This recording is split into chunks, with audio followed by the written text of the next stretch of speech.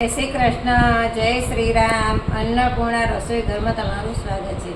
ચાલો આજે બનાવીશું આપણે પુડલા, ચોખા અને ચણાની દાળ. ચાલો પુડલા બનાવવા માટે આપણે ચણાની દાળ આપણે 2 બાઉલ લીધા છે. હવે આપણે 2 બાઉલ આપણે ચોખા લેવાના છે. આપણે આ બીજો બાઉલ નાખીશું. બંને વસ્તુ આપણે અડધી અડધી લેવાની છે. આ રીતે આપણે મિક્સ કરી દઈશું. હવે આને આપણે 3 પાણીએ ધોઈ લઈશું. ચાલો આપણે દાળ ધોઈ લીધી છે. આપણે 3 પાણીએ સારી દાળ ધોઈ હતી. હવે આપણે એમાં પાણી નાખીશું. તો આપણે આખી તપેલી ભરી દેવાની છે પાણીની, કારણ કે આ ફૂલીને ડબલ થઈ જાય છે આ વસ્તુ. હવે આપણે આને ઢાંકીને 4 થી 5 કલાક રહેવા દઈશું. ચાલો આપણે જોઈ લઈએ. આપણી દાળ અને ચોખા પલળી ગયા છે. જો દાળ અને ચોખા આપણા પલળી ગયા છે. ફૂલી અને આખી તપેલી ભરાઈ ગઈ છે. જો આ રીતે ભંગાઈ ગઈ છે દાળ. હવે આને આપણે પીસી લઈશું.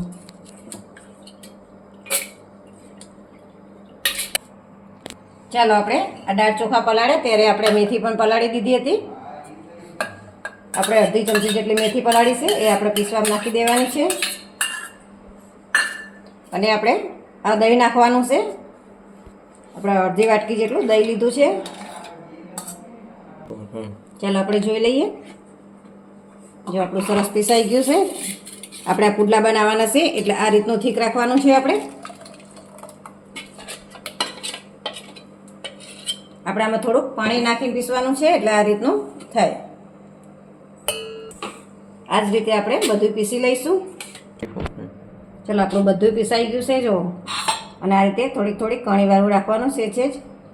આમાં ઢોકળા જેટલી કણી નથી રાખવાની, પણ એનાથી ઓછી થોડીક રાખવાની. હવે આના 2 મિનિટ માટે આ રીતે ફેટી લઈશું આપણે.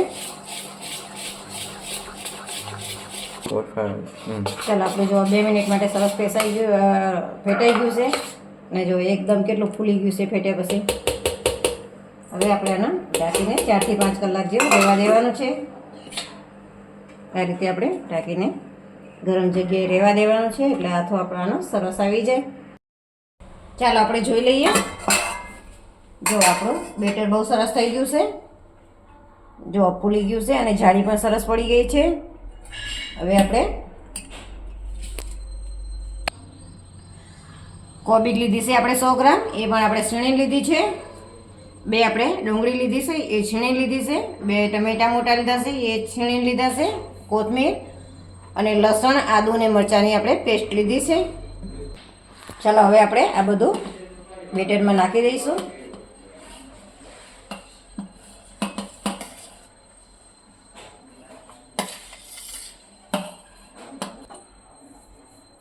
ચાલો હવે આપણે મસાલા કરીશું.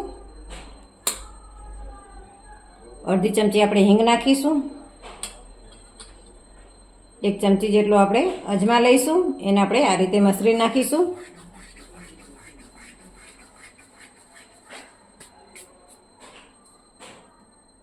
એક ચમચી આપણે દળેલી ખાંડ લઈશું. 1 ચમચી આપણે ગરમ મસાલો લઈશું. સ્વાદ પ્રમાણે આપણે મીઠું નાખીશું.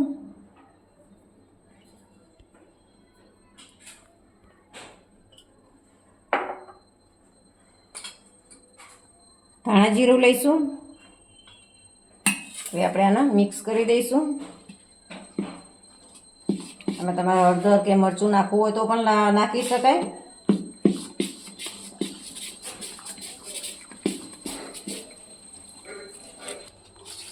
ચાલો આપણે બેટર તૈયાર થઈ ગયું છે. આમાં તમે કેપ્સિકમ, ગાજર પણ નાખી શકો છો. આપણે ખાવાના સોડામાં નથી નાખવાના, તમારે નાખવો તો નાખી શકો છો. આપણે થોડું પાણીની જરૂર છે, તો આપણે આ ખાંડણીમાં પાણી લીધું હતું. મરચાંવાળી ખાંડણી છે. 2 ચમચી જેટલું આપણે પાણી નાખ્યું છે.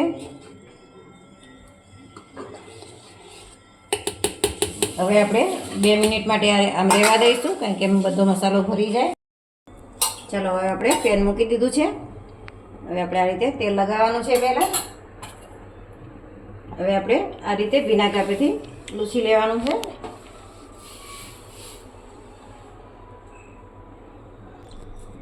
ચાલો હવે આપણે પુડલો ઉતારી લઈશું.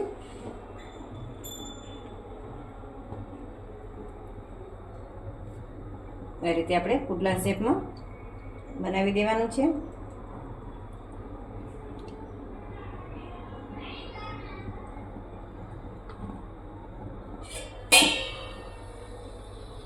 આપણે આ રીતે 2 મિનિટ માટે ઢાંકી દેવાનું છે આને. ચાલો આપણે જોઈ લઈએ. જો ઉપરથી આપણે હજી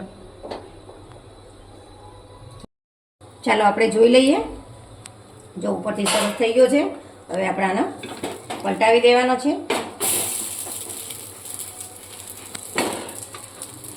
હવે આપણે આનો ઉપરથી તેલ નાખીશું. આ રીતે ઉપર તેલ લગાવી દેવાનું છે અને આપણે આ રીતે ફરતું પણ તેલ નાખવાનું છે.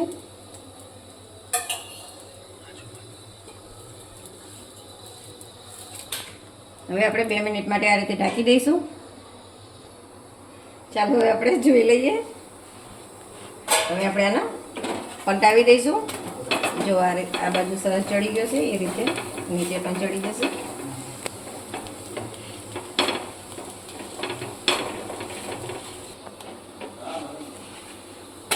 જો આપણે સરસ થઈ ગયો છે પુડલો. હવે આપણે ઉતારી લઈશું.